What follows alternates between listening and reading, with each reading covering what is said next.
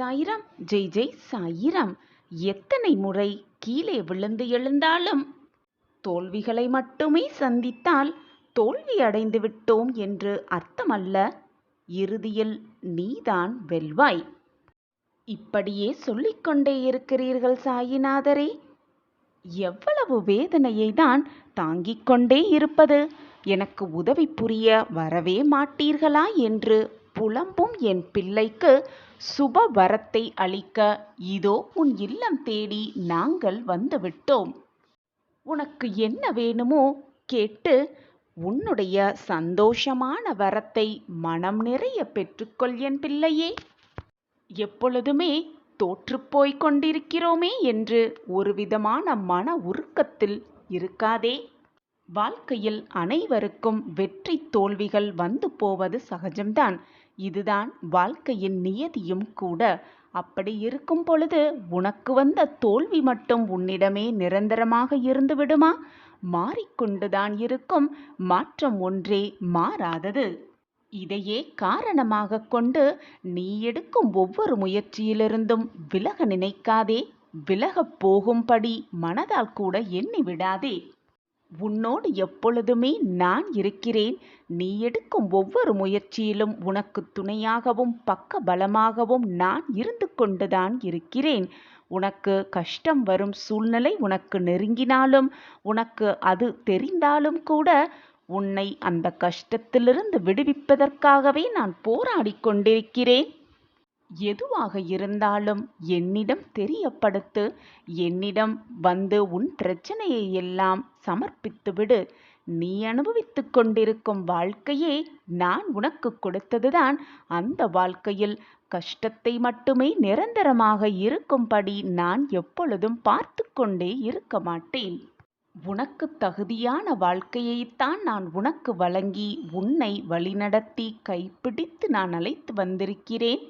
அந்த வாழ்க்கையில் எந்த தவறும் நிகழும்படி நான் விட்டுவிட மாட்டேன். இப்பொழுது உனக்கு இருக்கும் நிலை முன்பு நீ அனுபவித்த உன் வாழ்க்கை.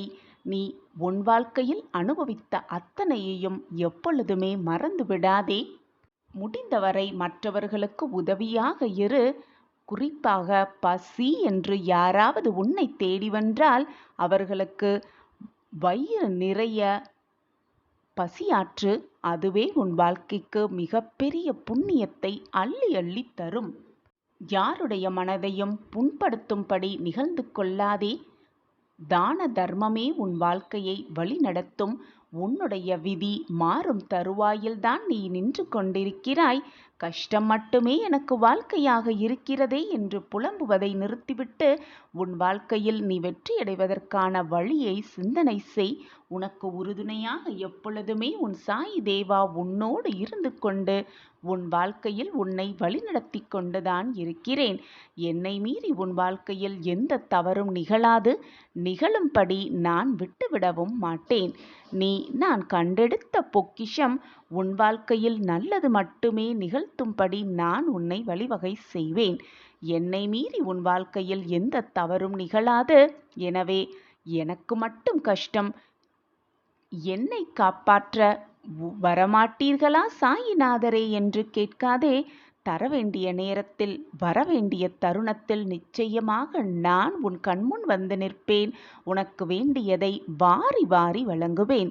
நான் இருக்கிறேன். எதற்குமே பயப்படாதே. ஒரு நல்ல செய்தி வந்து உன் வாயிற்கதவை தட்டும்.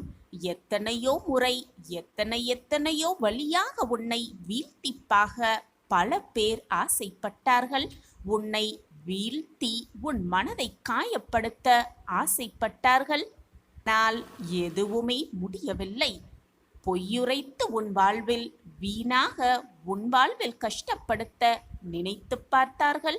அதற்கான செயல்கள் அத்தனையும் செய்து பார்த்தார்கள். ஆனாலும் அது முடியவே இல்லை. உன் வாழ்விற்கும் உன்னை சுற்றி இருப்பவர்களுக்கும் பல ஆபத்தை உண்டாக்க நினைத்தவர்களுக்கு கூட முடியவே இல்லை. இவை அனைத்திற்கும் என்ன காரணமாக இருக்கும் என்று நீ நினைத்து கொண்டிருக்கிறாய்? உன்னை காப்பாற்றுவதற்கே உன்னை காப்பாற்றவே உன் சாயப்பா உன்னிடம் இருந்து கொண்டிருக்கிறேன். என் பார்வை எப்பொழுதும் உன் மீது இருந்து கொண்டுதான் இருக்கிறது. நீ செய்த பாவ புண்ணிய கணக்குப்படிதான் உனக்கு இன்பமும் துன்பமும் மாறி மாறி வந்து கொண்டிருக்கிறது. அதேபோல் நீ அதிகமாக செய்த புண்ணியத்தின் பலனாகவே உன்னப்பாவை நீ வந்து சேர்ந்திருக்கிறாய். உன் அப்பா உன்னோடு இருப்பதை தெரிந்து கொள்ளாமல் தெரிந்து கொண்டவர்கள் கூட சில சமயம் அதை மறந்துவிட்டு இது போன்ற உன்னை வீழ்க அடிக்கும் உன்னை நோகடிக்கும் செயல்களை செய்ய எத்தனிக்கிறார்கள். நினைத்து பார்க்கிறார்கள், செய்தும் பார்க்கிறார்கள். ஆனால் எதுவுமே முடியவில்லை. உன்னை காப்பாற்றதான் உன் சாயப்பா நான் இருக்கிறேனே. எனது அனுமதி இல்லாமல் உன்னை தொட முடியுமா அல்லது உனக்கு தீங்குதான் நினைக்க முடியுமா? சொல் என் பிள்ளையே. உன்னை அப்படி பல பேர் ஏமாற்றியிருந்தாலும் கூட நோகடித்தாலும் கூட அயர்ந்து சென்று விடாதே. அதே போல எத்தனை இழப்புகள் வந்தாலும் சோர்ந்து போகாதே. ஏனென்றால் நீ சந்திக்கும் தோல்விகள், நீ அனுபவிக்கும் வேதனைகள், நீ பார்த்த அவமானங்கள் அதைவிட 2 மடங்கு அல்ல, 100 மடங்கு அல்ல, 1000 மடங்கு உனக்கான நன்மை உன்னிடம் வந்து சேர காத்து கொண்டிருக்கிறது. உன்னிடம் கொண்டு வந்து சேர்க்கும் வேலையை உன் சாயப்பா ஏற்றிருக்கிறேன் என்பதை நிதர்சனமாக நம்பு. உன்னுடைய வாழ்வில் நீ இப்பொழுது கஷ்டப்படுவதைப் போலத்தான் உலகத்தில் இருக்கும் ஒவ்வொருவரும் ஏதோ ஒரு நாள் கஷ்டப்பட்டிருப்பார்கள், அனுபவித்திருப்பார்கள், மனதில் ரணமாக புகுந்திருப்பார்கள் என்பதை புரிந்து கொள். அதனால் இந்த உலகத்திலேயே நீ மட்டும்தான் கஷ்டப்பட்டு கொண்டிருக்கிறாய் என்ற எண்ணத்தை முதலில் உன் மனதிலிருந்து அடியோடு தூக்கி எறிந்துவிடு. துன்பப்படாதவர்கள் என்று இந்த உலகத்தில் எவருமே கிடையாது குழந்தையே. அவரவர் செய்த கர்ம வினைகளின் பயனாக அவரவர் கர்மாவை அனுபவித்துதானாக வேண்டும், அனுபவித்தே தீர வேண்டும். இதுதான் வாழ்க்கையின் ரகசியமும் கூட. தவறு செய்தவர்கள் எவராக இருந்தாலும் அவர்களுக்கான தண்டனை நிச்சயமாக உண்டு என்பதை தெளிவாக புரிந்து கொள். உனக்கான வெகுமதிகளை நான் நிச்சயமாக அள்ளி அள்ளி தருவேன். உனக்கானதை உன்னிடம் நான் கொண்டு வந்து சேர்ப்பேன். உன்னை காப்பாற்றியே தீருவேன். இது உன் சாயப்பா உனக்காகவே செய்து கொடுக்கும் சத்திய வாக்கேதான். இழந்தது நீ இது நாள் வரை இழந்தது, உன்னை விட்டு விலகி சென்றது எல்லாமே சென்றதாகவே இருக்கட்டும், இழந்ததாகவே இருக்கட்டும். நீ இழந்ததை விட 1000 மடங்கு உனக்கு நல்லதை நான் கொண்டு வந்து கொடுக்கிறேன் குழந்தையே. என்னுடைய ஆசிர்வாதம் எப்பொழுதுமே உனக்கு துணையாக இருக்கும். நீ எதிர்பார்த்த செல்வம், மகிழ்ச்சி, சந்தோஷம், உன்னுடைய குடும்ப உறவுகள், உன்னை விட்டு சென்றவர்கள் எல்லாமே மீண்டும் உன்னை வந்து சேரும் நேரம் வெகு தொலைவில் இல்லை. உன்னை காப்பாற்ற உன் சாயப்பா உன்னோடு இருக்கும் வரை உனக்கு ஏன் மனக்கவலை? இனி வரும் காலம் நீ தொட்டதெல்லாம் துலங்கும், கேட்டதெல்லாம் கிடைக்கும், விருப்பப்பட்டது எல்லாமே நிறைவேறும். உன்னை கைப்பிடித்து நான் வழி நடத்தி கொண்டிருக்கிறேன். என்னை மீறி உன் வாழ்க்கையில் எதுவும் தவறாக நிகழாது. நிகழும்படி நான் விட்டு விடுவேனா என்ன? நான் உன்னுடைய முன்பாக சென்று கொண்டிருக்கிறேன். என்னை பின்தொடர்ந்து வந்து கொண்டே இரு. என்னுடைய அன்பும் அருளும் ஆசிர்வாதமும் அரவணைப்பும் எப்பொழுதும் இருந்து கொண்டே இருக்கும். எல்லாமே சரியாகிவிடும். எதற்குமே அஞ்சாதே. உன் சாயப்பா நான் இருக்கிறேன். நான் உத்திரவாதம் தருகிறேன். மிகப்பெரிய தடை ஒன்று உன் வாழ்விலிருந்து அகலும். இது நாள் வரை தடை பெற்ற அனைத்துமே உன்னை விட்டு விலகும். நீ என்னிடம் வேண்டி விரும்பி கேட்டது ஏதாவது ஒரு ரூபத்தில் உன் வாயில் கதவை வந்து தட்டும். இது உன் சாயப்பா உனக்காகவே செய்து கொடுக்கும் உத்திரவாதம்தான். அதுவரை நம்பிக்கையை மட்டும் இழந்து விடாதே. உன்னுடைய கர்மாக்கள் எல்லாம் முடியும் நேரத்தில் நீ இப்பொழுது வாழ்ந்து கொண்டிருக்கிறாய். அதற்குள் மனதை போட்டு நோகடித்து விடாதே. நம்பிக்கையை இழந்து விடாதே. உனக்கான பொற்காலம் உருவாகிக் கொண்டே இருக்கிறது. அதை பற்றி மட்டுமே சிந்தனை செய். உன் மனதில் தேவையில்லாத எண்ணம் உனக்கு வர வேண்டிய அவசியமே இல்லை. இந்த பொற்காலத்தை சந்தோஷமாக வரவேற்க தயாராக இரு என் பிள்ளையே. நான் எப்பொழுதும் உன்னோடுதான் இருக்கிறேன். என் பார்வை உன் மீது இருந்து கொண்டுதான் இருக்கும். உன்னை தூக்கி எறிந்து விட்டார்களே, நிர்கதியாய் நிற்கின்றோமே என்று வருத்தப்படாதே, கலங்கி நிற்காதே. நீ தூக்கி எறிவதற்கு நீ கல்லல்ல, நீ மிகப்பெரிய பொக்கிஷமான வைரம் என்று உன்னை தூக்கி எறிந்தவர்களே உன்னை புரிந்து கொள்ளும் நேரம் மிக அருகில் இருக்கிறது. உன்னை பிரகாசிக்க வைப்பேன் உன் சாயி தேவா. விதியோ அல்லது பிறர் செய்த சதியோ, நானே கதி என்று வந்துவிட்டாய். சாயப்பாதான் அனைத்துமென்று என்மேல் முழு நம்பிக்கை வைத்து விட்டாய். பின் உனக்கு பயமேன் குழந்தையே? நிச்சயமாக நான் உனக்கு துணையாக இருப்பேன். நீ எல்லா வளமும் பெற்று சந்தோஷமாக ஆனந்தமாக மனமகிழ்ச்சியோடு வாழ்வாய். நான் உனக்கு உத்திரவாதம் தருகிறேன். நம்பிக்கையோடு உன் வாயிற்கதவை திறந்து பார். உனக்கான ஒரு அதிசயம் காத்திருக்கும். உனக்காகவே நீ என்னிடம் எதிர்பார்த்த ஒன்று உனக்காகவே காத்து கொண்டிருக்கும். உன் கைகளில் வந்து சேர. குழந்தையே, நீ மலை போல் எண்ணியிருந்த பிரச்சனைகளெல்லாம் நான் ஏற்கனவே தீர்த்து விட்டேன். அத்தனை முறை நான் உனக்கு சொல்லிக்கொண்டே இருக்கிறேன். எத்தனை முறை உனக்கு நான் கூறினாலும் உன் மனதால் அதை ஏற்று கொள்ள முடியாமல் முடிந்து போன பிரச்சனை முடியவில்லை என்று நினைத்து கொண்டு என்னிடமே வந்து மீண்டும் மீண்டும் எனது வாழ்க்கையை மீட்டெடுத்து கொடுங்கள் சாயிநாதரே, என் வாழ்க்கையில் நல்ல மாற்றங்களை உண்டாக்கி தாருங்கள் என்று என்னிடமே மீண்டும் மீண்டும் வேண்டிக் கொண்டே இருக்கிறாய். ஏதாவது சின்ன பிரச்சனை வந்துவிட்டாலும் கூட ஒரேடடியாக பயந்து போய் நிற்கிறாய். குழந்தையே, பயத்தை முதலில் உன் மனதிலிருந்து தூக்கி எறிந்துவிடு. உனக்காக உன் அப்பா இருக்கும் பொழுது வீணாக எதற்கு உன் மனதை போட்டு குழப்பிக் கொள்கிறாய்? முடிந்து போன பிரச்சனையை நினைத்து நினைத்து மீண்டும் குழம்பிக் கொண்டே இருக்கிறாய். முடிந்தது முடிந்தவையாகவே இருக்கட்டும். நடப்பது நடப்பவையாகவே இருக்கட்டும். இனி நடக்கப் போவது அனைத்தும் நன்மையாகவே இருக்கும் என்பதை நம்பிக்கையோடு இரு. அந்த வார்த்தைகளை மீண்டும் மீண்டும் சொல்லிக்கொண்டே இரு. உன் எண்ணம் போல் உன் வார்த்தைகள் போல் உன்னுடைய வாழ்க்கையும் மிக நல்லகரமாகவே மாறும். வாழ்க்கையில் எது எல்லாம் நிரந்தரம் என்று நீ நினைத்து கொண்டிருந்தாயோ அவையெல்லாம் நிதர்சனமான பொய்கள் என்பது உனக்கு புரிகிறதா? அதை நீ உணர்ந்து கொள்ளவே புரிந்து கொள்வதற்காகவே உன் வாழ்க்கையில் சோதனைகள் தரப்பட்டது.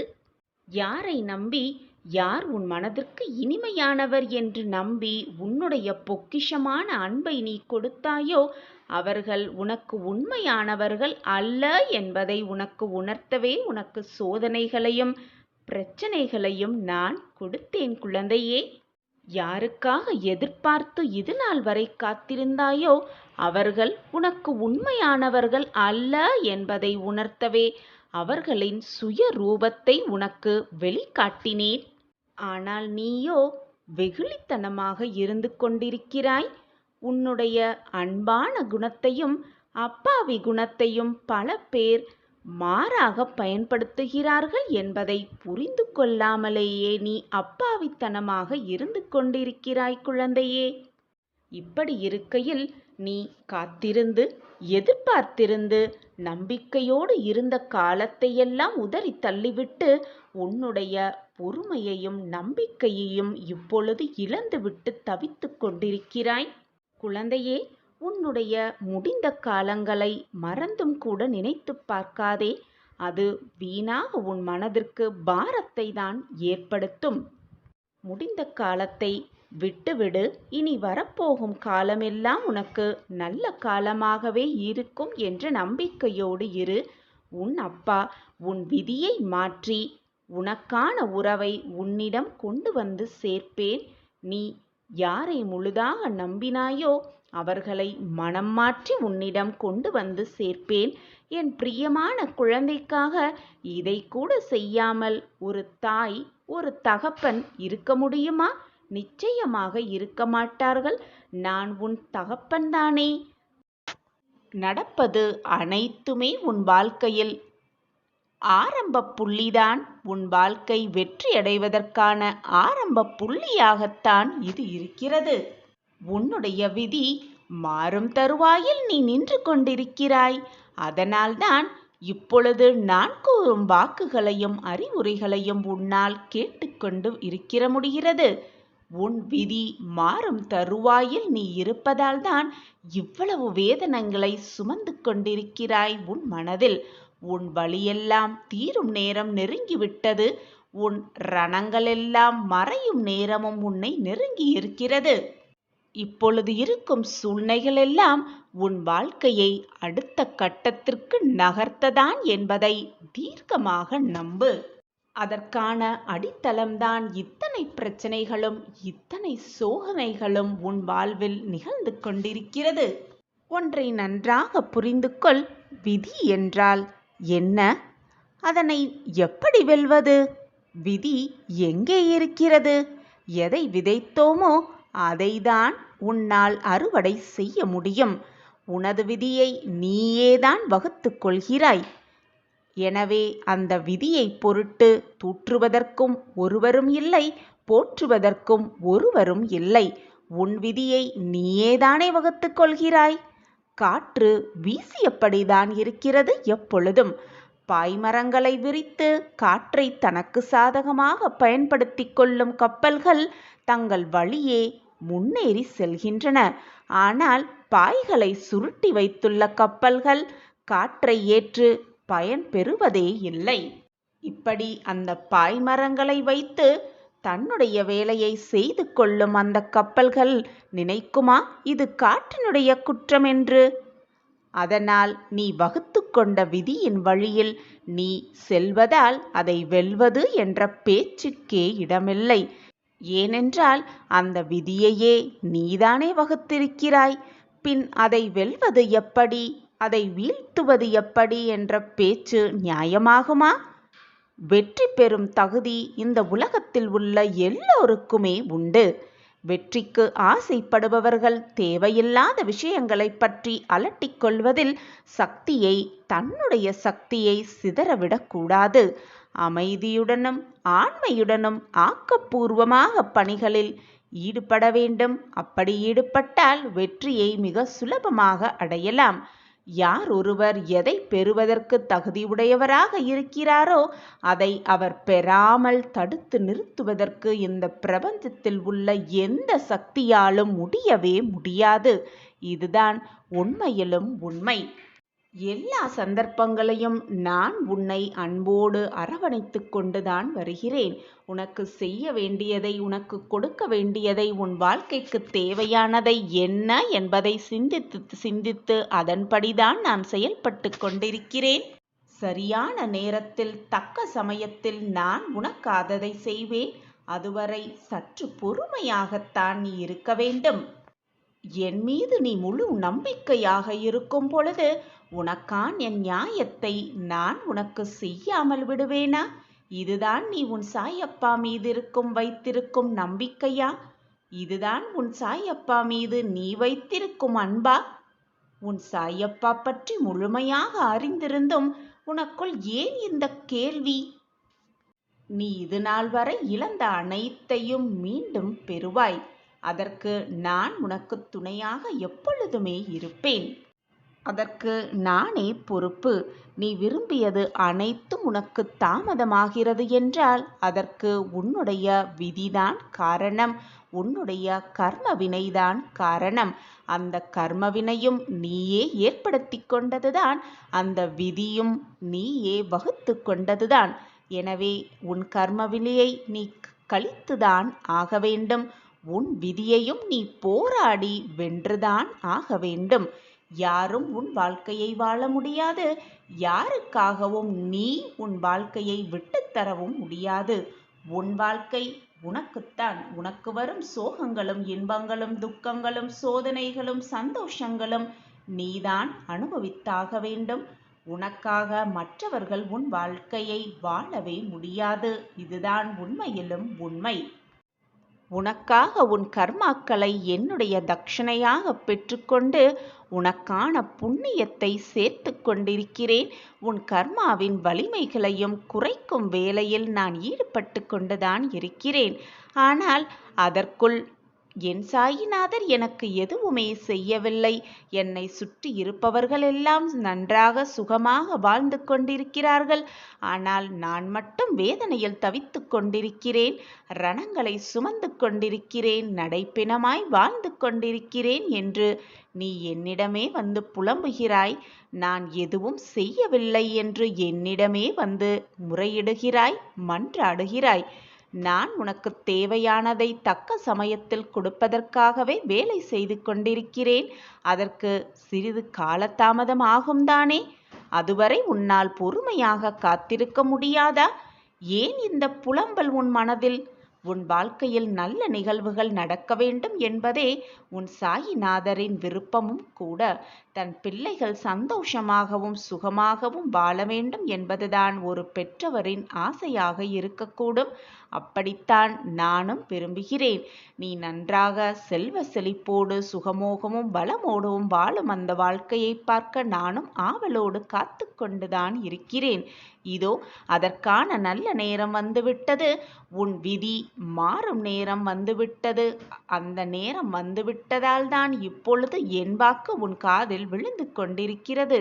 விதி மாறும் தருவாயில்தான் இது உன் கண்களுக்கு பட்டிருக்கிறது.